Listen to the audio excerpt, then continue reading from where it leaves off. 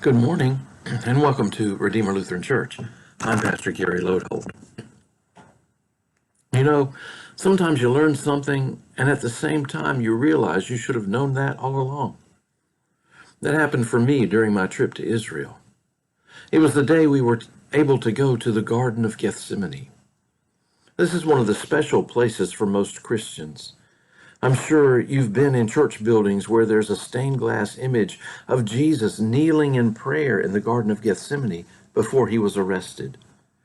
In that prayer, Jesus decided to go through with his suffering and death for us. So it's a powerful and dramatic moment. In case you don't know, the Garden of Gethsemane is across a little valley from Jerusalem. That's the Kidron Valley. And then you come to the Mount of Olives, and nestled toward the bottom of that mountain is the Garden of Gethsemane. I guess I was surprised to learn that the Garden of Gethsemane was a grove of olive trees. We were able to wander around the garden on walkways while the trees were fenced off, but after a while our guide had arranged for us to spend about 30 minutes in a grove of olive trees next to the official site. And so there we moved amongst the trees as they would have been in the time of Jesus. On a side note, there were 2 trees in the official site that are more than 2,000 years old, so they would have been growing there when Jesus walked in the garden.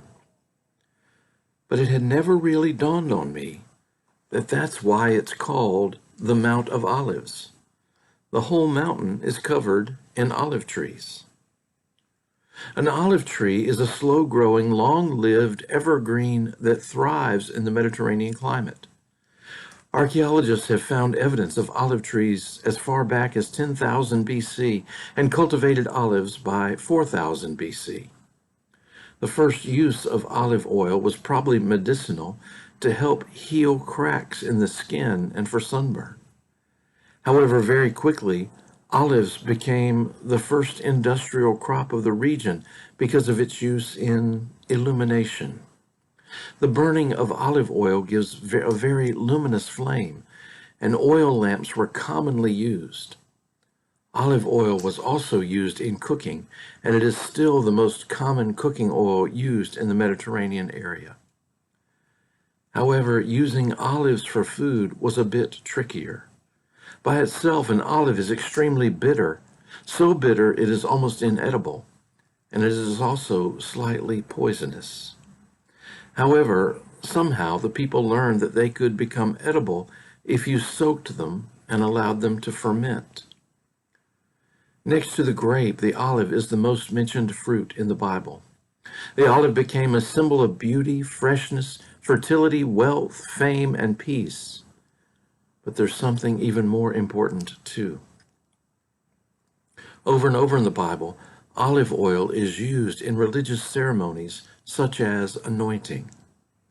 You might remember the story of Jacob fleeing from his brother Esau and how exhausted he fell asleep using a rock for a pillow. That night he dreamed of a ladder reaching up to heaven and a conversation with God. When he awoke, he turned the rock up and poured olive oil on it to mark where this had happened. You see, oil and water don't mix, so the rain wouldn't wash the mark away, and Jacob would be able to find this place again. Or you might remember how Samuel came to Jesse in Bethlehem, seeking to anoint a new king for Israel after Saul. And of all of Jesse's sons, it was the youngest, David, whom God chose and whom Samuel anointed with olive oil. And that points to something even more significant. The word Messiah literally means the anointed one. The one God has chosen for a special purpose. Jesus is our Messiah, the anointed one of God, sent to save. Thanks for watching, and remember to let this day belong to God.